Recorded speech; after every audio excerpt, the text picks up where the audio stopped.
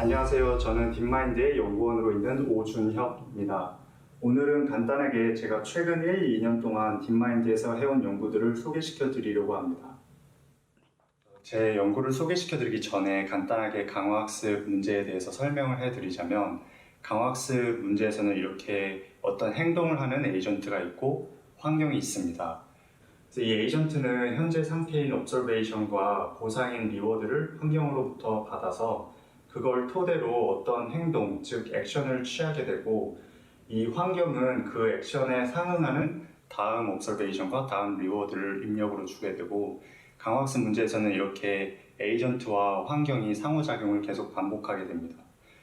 그래서 강화학습에서 폴리시는 observation으로부터 액션으로의 매핑, 즉 주어진 상황에서 어떤 행동을 해야 될지 결정하는 모듈이고, 강화학습의 목표는 미래 보상을 최대화하는 최적의 폴리시를 찾는 게 목표입니다. 그래서 사실 많은 AI 문제들이 이런 식으로 어떤 주어진 환경에서 보상을 최대화하기 위해서 액션을 취해야 되는 경우가 많기 때문에 강화학습이 생각보다 광범위하게 적용될 수 있습니다. 그래서 저희 딥마인드에서는 최근 5년 동안에 딥러닝을 강화학습에 적용하면서 상당히 의미 있는 결과들을 많이 만들어 왔습니다. 예를 들면 2015년에는 저희가 뉴럴 네트워크로 아타리 게임을 학습해서 사람 수준으로 플레이할 수 있게 만들었고, 또 2016년에는 알파고를 개발해서 이세돌 기사를 포함한 많은 프로 바둑 기사들을 상대로 승리하기도 했습니다. 그리고 작년에는 알파스타 프로젝트에서 스타크래프트라는 굉장히 복잡한 게임에서 프로게이머 수준에 도달하기도 했고, 그 결과로 네이처지에 논문을 게재하기도 했습니다. 그래서 이런 결과들을 통해서 우리가 강화학습 알고리즘을 잘 이용하면 이렇게 복잡한 문제들을 풀 수 있고, 또 복잡한 행동들을 학습할 수 있다는 것을 보여주었습니다. 그래서 오늘은 제가 특별히 이 중에서 제가 참여했었던 알파스타 프로젝트에 대해서 조금 더 자세히 설명을 해드리려고 합니다.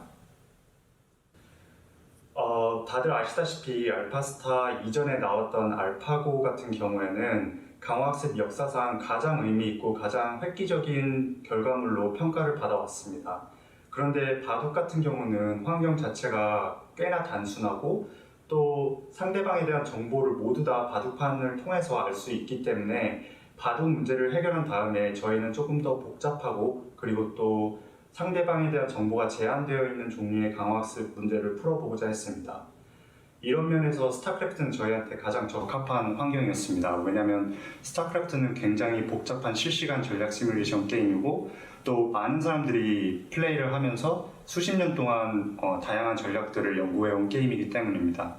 그리고 연구적인 측면에서는 바둑과는 다르게 스타크래프트에서는 기본적으로 상대방이 무엇을 하고 있는지 알 수가 없습니다. 그래서 정찰이라는 것을 해서 상대방에 대한 정보를 일부 획득하고, 그런 제한된 정보 안에서 최적의 의사결정을 내려야 되는 게임입니다.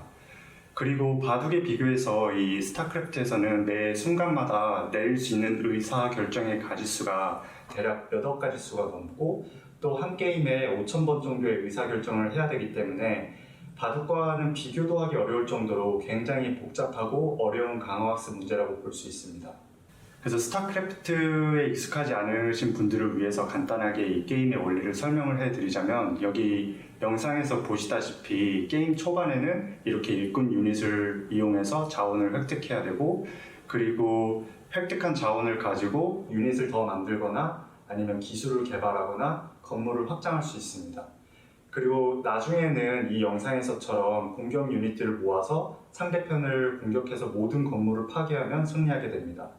그래서 이 영상에서 보시면 초록색 플레이어가 빨간색 플레이어를 공격을 하고 있는데, 이 초록색 플레이어를 자세히 보시면 자기 유닛 주변으로만 시야가 확보되고 그 외의 영역은 제대로 보이지가 않습니다.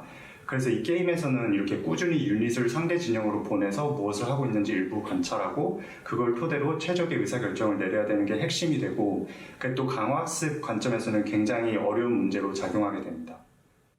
그래서 이렇게 어렵고 복잡한 스타크래프트 문제를 풀기 위해서 저희가 알파스타를 크게 두 단계를 거쳐서 학습을 시켰습니다. 첫 번째 단계는 이미테이션 러닝이라고 해서 우선 저희가 사람들이 스타크래프트를 플레이한 데이터들을 모은 다음에 이 사람들이 하는 행동들을 알파스타가 그대로 따라하도록 학습을 시켰습니다. 이렇게 하면은 알파스타가 대략 게임의 기본적인 원리에 대해서 이해할 수 있게 되고, 또 저희가 이렇게 이미테이션 러닝만으로도 알파스타가 보통 사람들 수준으로 스타크래프트를 플레이할 수 있게 된 걸 확인했습니다. 그리고 이 이미테이션 러닝 다음에는 알파스타 리그라고 해서 일종의 멀티 에이전트 강화학습 알고리즘으로 알파스타를 더 향상시켜 나갔습니다. 그래서 이 알파스타 리그는 마치 사람들이 실제로 게임 서버에서 플레이하는 것처럼 알파스타들끼리 서로 게임을 하면서 서로 전략을 발전시켜 나가는 일종의 가상의 리그라고 생각하시면 됩니다. 그래서 이 알파스타 리그에는 저희가 크게 세 가지 종류의 에이전트들을 만들었는데, 첫 번째는 메인 에이전트로 가장 강력한 에이전트입니다.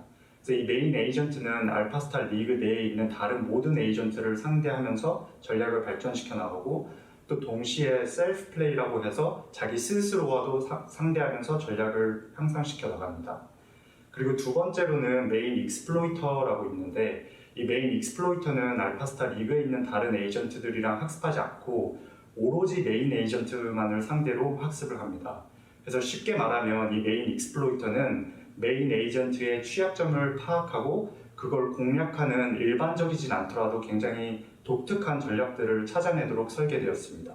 그리고 또 비슷한 아이디어로 리그 익스플로이터라는 것을 집어넣어서 이 리그 익스플로이터들은 리그 전체의 취약점을 찾아내는 데 집중하도록 설계하였습니다. 그래서 이 영상을 보시면 대략 알파스타 리그가 어떤 식으로 작동하는지 확인하실 수 있습니다. 알파스타 리그 학습 초창기에는 이렇게 익스플로이터들 중에 하나가 캐논 러쉬라는 독특한 전략을 발견해서 메인 에이전트를 공략하게 되고, 시간이 지나면서 메인 에이전트가 이 취약점을 보완하면서 이 캐논 러쉬라는 전략에 대해서 방어하는 방법을 학습하게 됩니다. 그리고 또 동시에 이 영상에서처럼 메인 에이전트는 셀프 플레이를 하면서 본인 스스로의 전략을 점점 더 강력하게 발전시켜 나갑니다.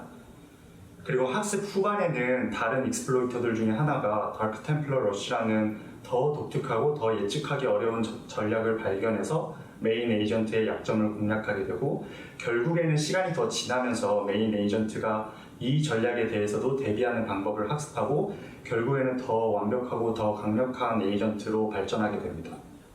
그래서 이 학습 곡선을 보시면 파란색 곡선에서 볼 수 있듯이 메인 에이전트의 성능은 알파스타 리그 내에서 점점 더 증가하게 되고, 반면에 익스플로이터들은 약점을 찾는 데만 완전히 집중하도록 설계되었기 때문에 특별히 성능이 점점 더 올라가진 않습니다. 그래서 저희가 이런 방식으로 알파스타 리그를 약 40일 정도 이상 학습을 시킨 다음에 가장 강력한 메인 에이전트들을 뽑아서 실제 스타크래프트 게임 서버에서 사람 일반 유저들을 상대로 플레이를 시켰습니다. 그리고 한 달 동안 이 유저들 사이에서 알파스타가 어느 정도 수준까지 도달할 수 있는지를 관찰했습니다. 그래서 그 결과 이 그림에서 보듯이 알파스타 리그가 그랜드마스터 레벨에 도달했는데, 이게 대략 유저들 사이에서 상위 0.2% 정도의 수준이고 또 프로게이머들이 위치한 수준이기도 합니다.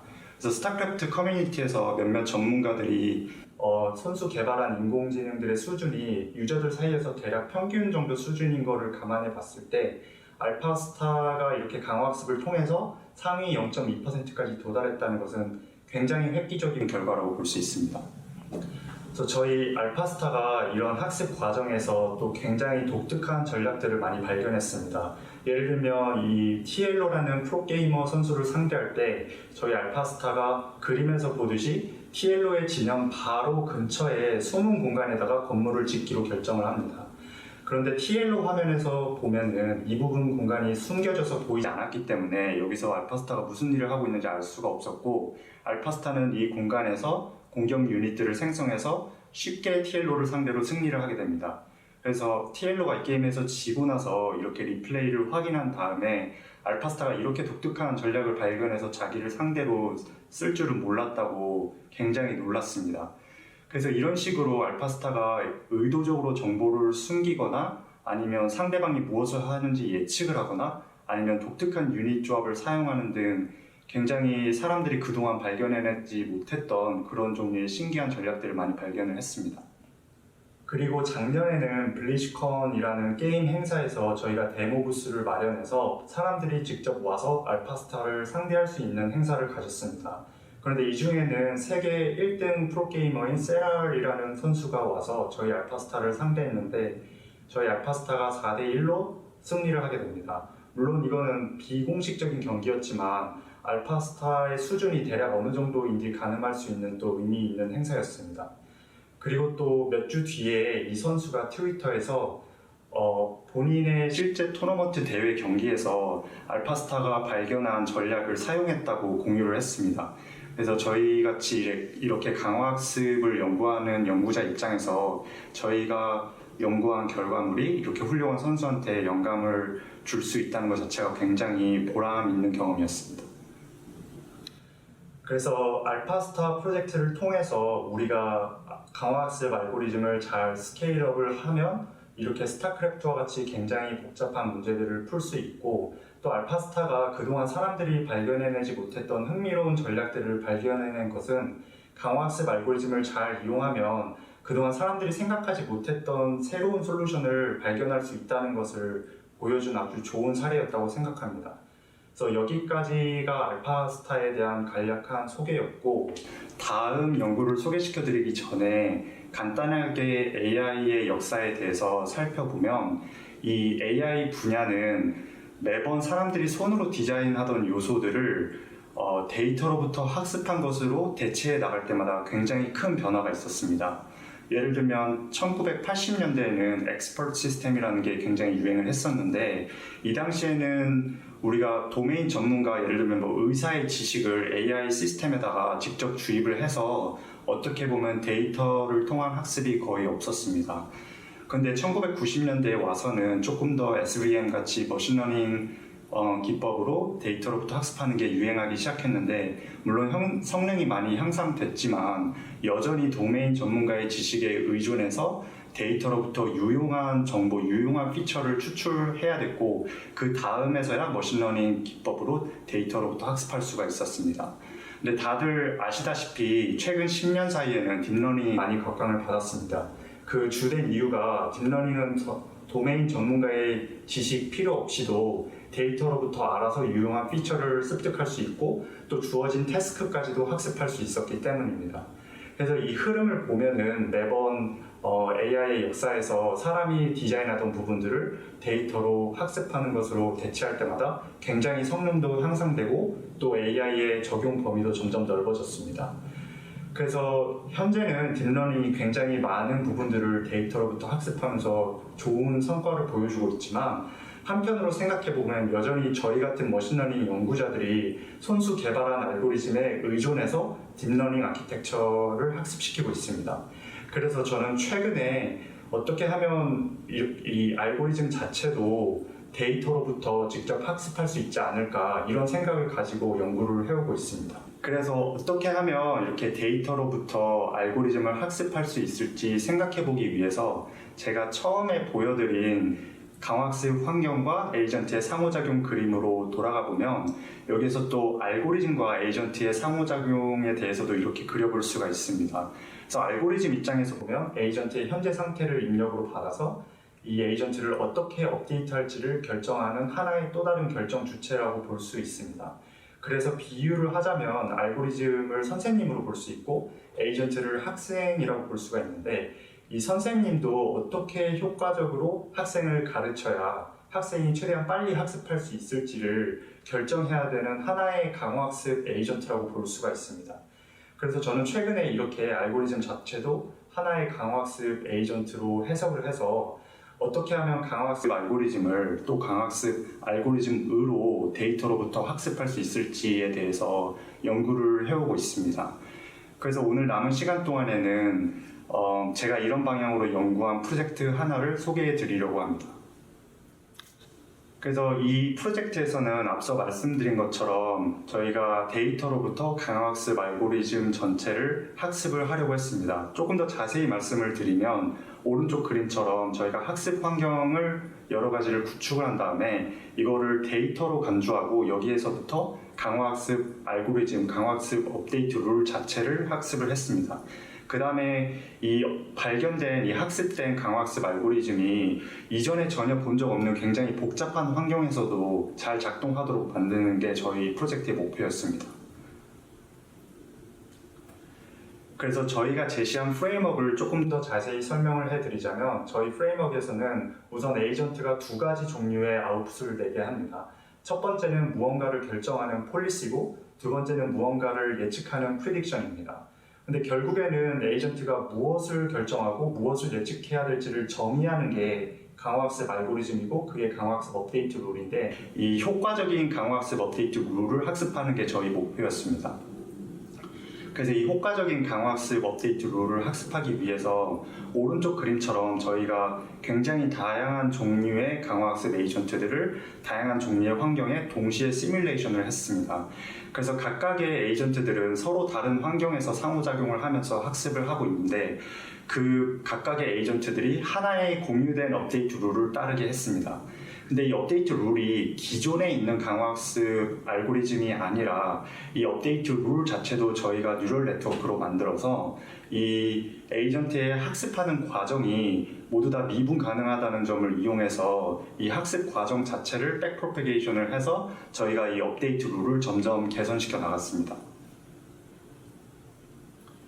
그리고 저희가 실험에서는 이 그림에서 보시다시피 굉장히 다양하지만 굉장히 단순한 형태의 학습 환경들을 구축하고 제가 앞서 말씀드린 방법으로 강화학습 알고리즘을 이 단순한 환경에서부터 학습을 했습니다. 그래서 첫 번째 실험으로는 우선 이렇게 데이터로부터 학습된 강화학습 알고리즘이 저희가 만든 학습 환경 내에서 얼마나 잘 작동하는지 먼저 보여주었습니다. 그래서 이 그림에서 파란색 LPG 학습 곡선이 저희가 데이터로부터 학습한 강화학습 업데이트 룰이고 A2C라는 것은 기존에 알려진 널리 쓰이고 있는 강화학습 알고리즘입니다. 근데 이 학습 환경에서 저희가 데이터로부터 학습한 알고리즘이 기존에 쓰이는 A2C 알고리즘보다 월등히 성능이 더 좋았고 또 저희가 데이터로부터 학습한 알고리즘이 LPGV라는 저희가 직접 구현한 베이스라인보다도 성능이 좋았습니다. 근데 이 LPGV는 강화학습 업데이트 룰 전체를 학습하는 게 아니라 일부만 학습을 하고 나머지 일부는 기존에 있는 강화학습 개념을 그대로 사용하는 업데이트 룰입니다. 그런데 강화학습 업데이트 룰 전체를 발견한 저희의 방법이 이것보다 성능이 더 좋았다는 것은 기존에 있는 강화학습 개념을 최대한 배제하고 그걸 대체하는 개념을 데이터로부터 학습을 했을 때 더 성능이 좋았다는 것이고 이건 또 제가 앞서 말씀드린 것처럼 AI의 역사에서 매번 사람이 손으로 디자인하던 것을 데이터로부터 학습한 걸로 대체할 때마다 성능이 더 좋아졌다는 것을 또다시 보여준 흥미로운 결과라고 생각합니다. 그리고 마지막으로 저희가 왼쪽 그림에서 보시다시피 이렇게 단순한 환경에서부터 학습된 강화학습 알고리즘을 곧바로 아타리 게임이라는 굉장히 복잡한 환경에다가 적용을 해서 얼마나 잘 동작하는지 확인을 해보았습니다.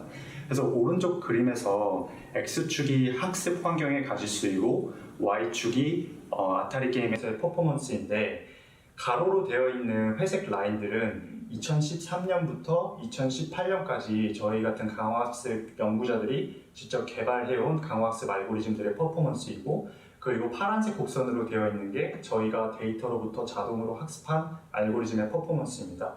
그래서 보시다시피 저희가 자동으로 학습해낸 알고리즘이 대략 2015년 DQN의 퍼포먼스에 근접했는데 이게 굉장히 의미있고 흥미로운 이유가 우선 저희가 학습한 알고리즘은 데이터로부터 자동으로 학습된 알고리즘이고 저희가 손으로 디자인한 알고리즘이 아니고 그리고 이 데이터 자체도 아타리 게임이 아니라 그것보다 훨씬 더 단순한 형태의 환경에서 학습된 알고리즘임에도 불구하고 이렇게 이전에 본 적 없는 복잡한 아타리 게임에서 2015년도에 있는 DQN 알고리즘이랑 퍼포먼스가 비슷하다는 것은 저희 연구자 입장에서 굉장히 놀랍고 또 신기한 결과라고 생각했습니다. 그리고 마지막으로 보시면 파란색 곡선이 왼쪽에서 오른쪽으로 갈수록 즉 학습 환경의 가짓수가 많아지고 데이터가 더 많아질수록 거기에서부터 발견된 강화학습 알고리즘의 성능도 점점 올라가고 있는 걸 보실 수 있습니다. 그래서 이 프로젝트에서는 저희가 강화학습 알고리즘 자체를 데이터로부터 전부 학습할 수 있다는 것을 처음으로 보여주었고 또 마지막 실험 결과를 봤을 때 나중에 학습 환경의 가지수가 점점 더 많아지고 데이터가 점점 더 많아지면 거기에서부터 발견된 강화학습 알고리즘이 기존의 사람들이 개발해온 강화학습 알고리즘보다 훨씬 더 잘할 수 있지도 않을까, 이런 가능성을 보여준 연구였다고 생각합니다. 그래서 오늘 발표를 간단하게 요약을 해드리면 이 알파스타 프로젝트와 제가 최근에 한 연구를 통해서 우리가 강화학습 알고리즘을 잘 이용하면, 잘 스케일업을 하면 스타크래프트와 같이 굉장히 복잡한 문제도 풀 수 있고, 또 강화학습 알고리즘이 단순히 주어진 문제를 푸는 것을 넘어서 알고리즘 자체도 발견하는 데 쓰일 수 있다는 것을 보여드렸습니다. 그래서 저의 개인적으로는 이런 연구 추세를 봤을 때 미래에는 AI가 알고리즘 자체도 스스로 디자인해서 기존에 풀리지 않던 AI 문제를 풀 수 있게 되고, 또 이 분야에 굉장히 비약적인 발전이 있을 것이라고 생각합니다. 이상으로 발표를 마치겠습니다. 감사합니다.